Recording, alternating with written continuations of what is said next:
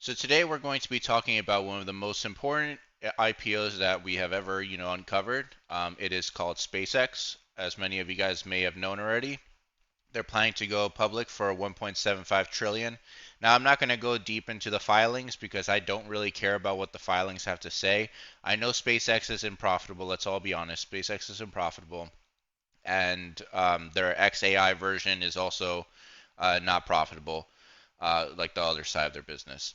But in the future, they should be profitable. The things develop. Whenever you first start a business, things are not going to, be profitable. Okay, that's just the reality of it.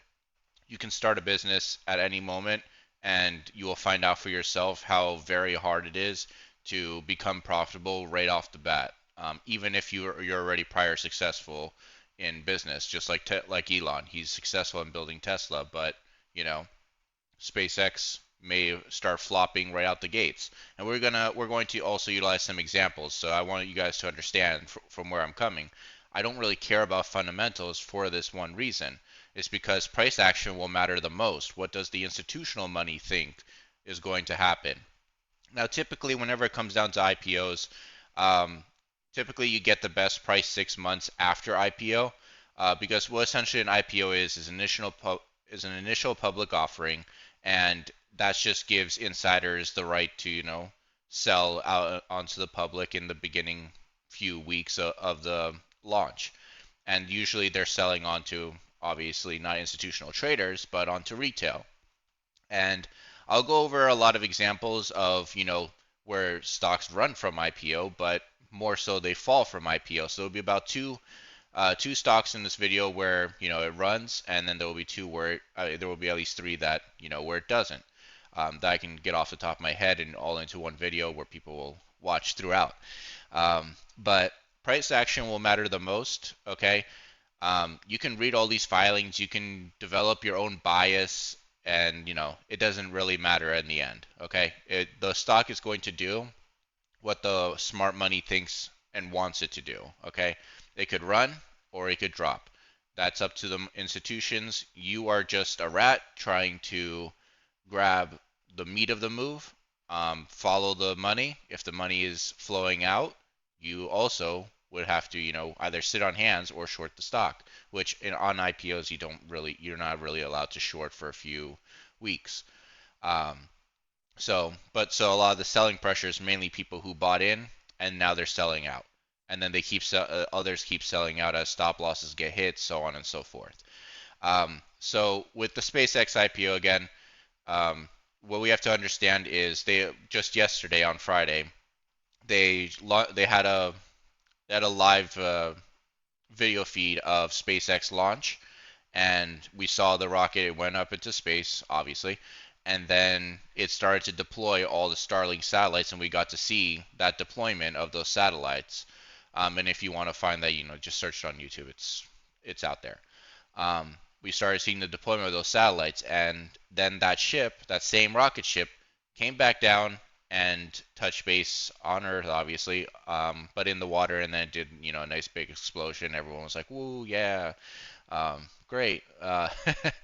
But the other half of it returned to the docking station, so for reuse. And so a lot of people they think of space and they're like, oh, that's just a waste of money. And you can be entitled to your own opinion. It doesn't really matter. But with the satellites that have been basically shown to us, how they deployed it, and it was successful, the whole operation, there was no failure.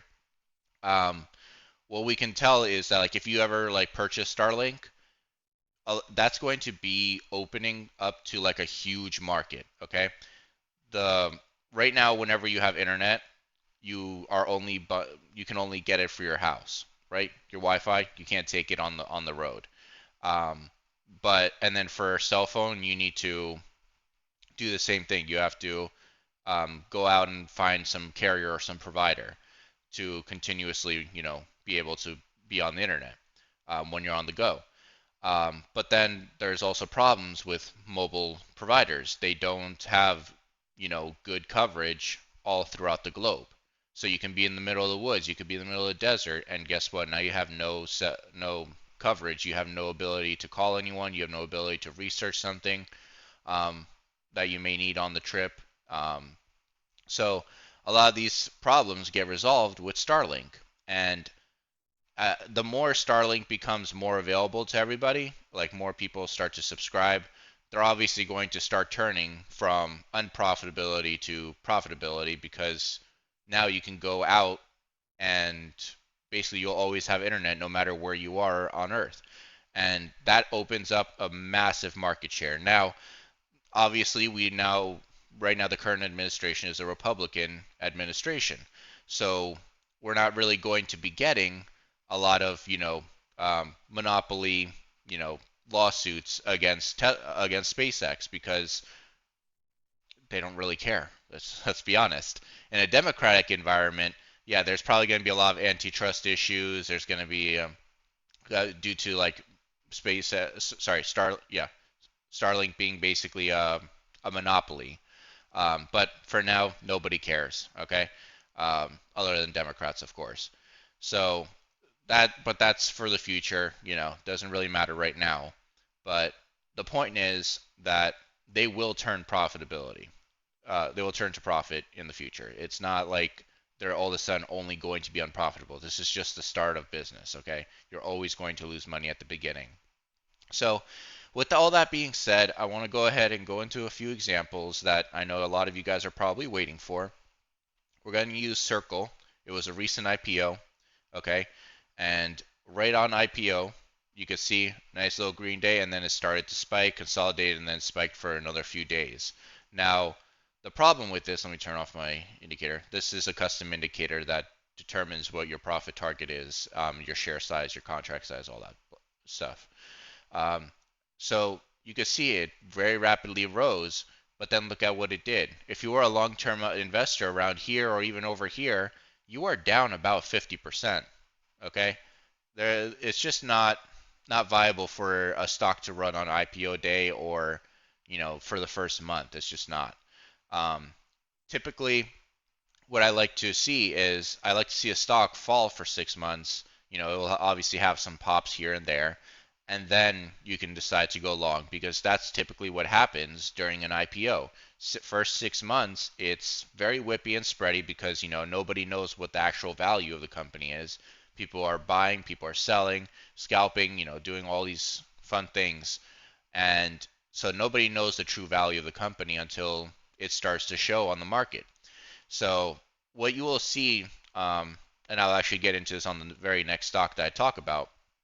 What you will see is that there's going to be a huge amount of congestion in on IPO day, where you will see like the stock was originally planning to, let's say, go public at $100 a share, but it went public at $200 a share, and that's because people are buying during that pre-IPO, and you may put an order in to buy 100 shares before the IPO officially launches, but you may only get one share because of just the high demand and people bidding it higher. Now I'll go into an example like that. But we could see right here with Circle, being an investor in like the first month, it just did not work out for you, okay? And you could see it basically is now back just above where the IPO price is, but it had to fall below IPO price. So just wait the 6 months to be an actual long-term investor, because that's when it would have shown and given you a lot of information on whether it wants to go higher or not. So we'll go into another example. So let's go to Coin. This was another one that IPO'd. And this one, it was planned to go, the plan to go IPO was at 320 a share. But then as you could see, it started to get bidded higher all the way up to $430 a share before it even opened. And then right like about 5 minutes before open, it dropped all the way down to 380 for opening price, and then immediately spiked higher, and then it dropped and sold off for the rest of the day.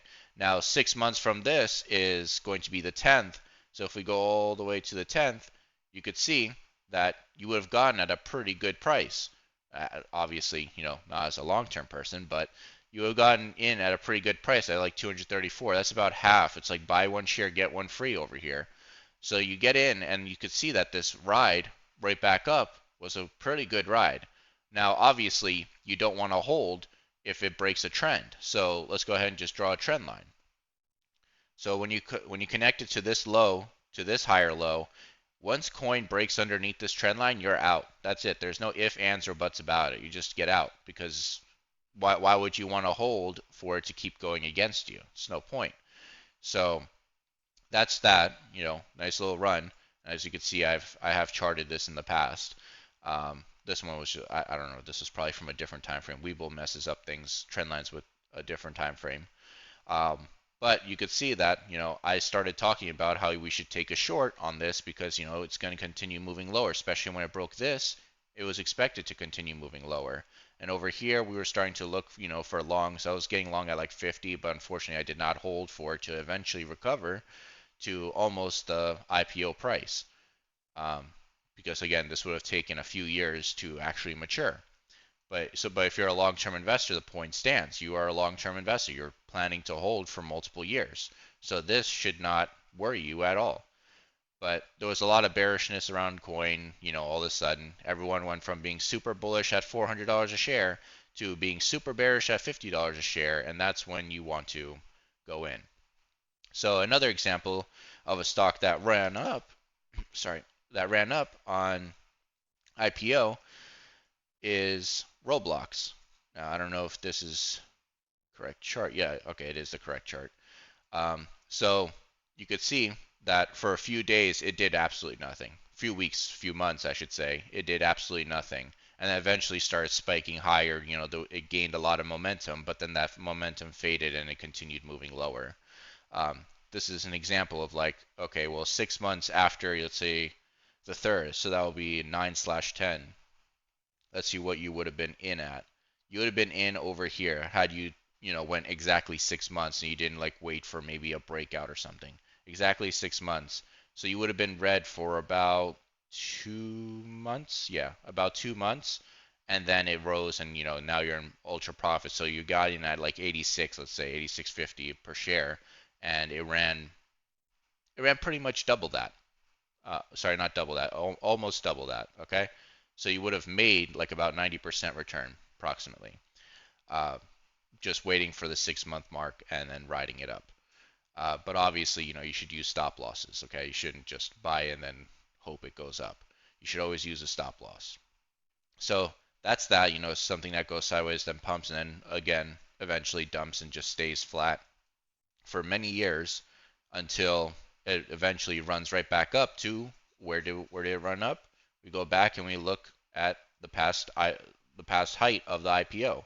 Typically, stocks will run back to their IPO highs. It just may take a few years, but they will run back to their highs.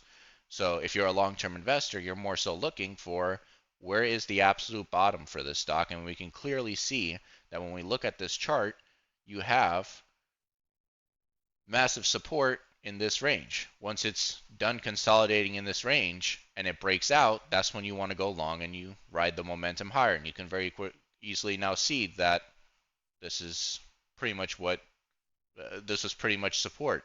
Once it finally broke out and it came down to retest and it couldn't break back into this range and hold, it continued moving higher. It's as simple as that. So obviously, again, utilize a trend line.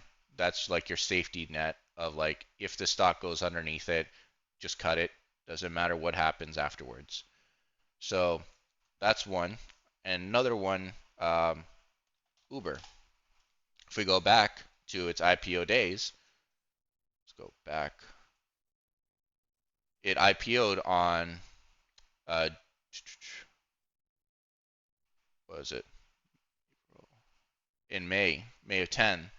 And 6 months from there would be November 10th. So /10. So you would literally be buying on the day that it's actually started to spike up and continue moving higher. And that price was basically around $42, $43, and it went up about 50% from that mark. And then obviously chopped and went back down, came back down to basically almost the low of post IPO days, and then ran right back up. So again, the point still stands that the IPO, whenever it falls, it will always come back up. The question is, when is it going to come back up? Are you willing to wait for when it comes back up? Are you dollar cost averaging? That's really all you can really do on an IPO if you're planning to be a long-term investor. You just dollar cost average, but you also have to, stop out and wait for, some consolidation area to show that like, okay, here's support. When we break this consolidation area, we should continue moving higher. So that's one, and we'll go ahead and look at their competitor, Lyft, because they both IPO'd, and so they were basically battling for market share. Let's go ahead and pull that up. So right here, Lyft ran all the way up to 88.60, and then 6 months after that would be 9/29. Let's go to 9/29, and that would be at a price around here at $27, basically around here, $27, and then eventually it ran all the way up to 66, 60, let's see, yeah, 68. So that's about, I don't know, 2x, 3x, something like that. That's pretty much how much you would have made if you just waited the 6 months. And so the point is still staying, like, just wait the 6 months. Unless you're planning to day trade, because it's going to be very volatile. SpaceX is going to be super volatile. But, you could just wait. There's no reason to rush. And if we draw a trend line, like from this low to this low, just connecting the lows, if it breaks underneath this, that's when you're just absolutely out. You should not be in this trade. Now, when it goes higher, you can also draw a more aggressive trend line, connecting this low to this low. And when it breaks down, you don't enter anymore. And then when it started showing bearishness, you just draw that downtrend, that nice downtrend line. It's very easy to just draw these as your safety nets. If you're shorting, you obviously wanted to respect this. If you're longing, you wanted to just respect it. And so, again, the point stands is that the momentum at the initial day is not going to be easy to trade. The overall chart, 6 months down the line, you will see you'll almost always get the better price than IPO day or a few weeks past IPO day. Just wait it out if you're planning to, if you feel this FOMO or this rush that you need to get in because you believe in the company or whatever your idea is, your analysis is, just wait.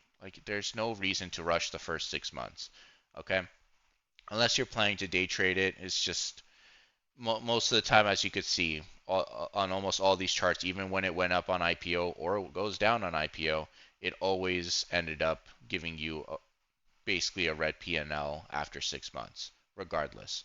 So, well, not after within those 6 months, it always came back down. So if you bought it on IPO day, I'm comparing it from the IPO day to 6 months later, you're pretty much break even or red a little bit. But if you just wait for the 6 month mark and then you hold for maybe a month or two, you'll probably make money. Okay, most of the time you'll make money. So I hope this video helped you guys, avoid the FOMO of like, oh my God, it's a big IPO, I need to get in. Unless you're day trading, again, there's really no real reason to like buy and hold right out the gates because the insiders are selling, they're raising capital to continue funding their whole project. You're not the one that's going to be making the most money out of all this. Okay, so I hope this video helped you guys understand like past IPOs, just understanding like how they usually react. That's all you need to know. Okay, it does not matter what the filings say, because your money is not going to control what the stock is going to do. You have really no say, to be honest. I don't have a say. Nobody has a say other than institutions. So just follow what smart money is doing, follow the trend, stay safe, and be happy when you make money. All right? See you guys later. Thanks for watching. Everything you need to refine these entries is in the Trendline Strategy playlist on the left. If your strategy is fine, but your head isn't, the Psychology and Expectation series is right below it. Please go through them. Most traders will watch this and go right back to over-leveraging or chasing candles. Don't be that guy. Fix your approach before you blow another account. Strategy is the easy part. Discipline is the work.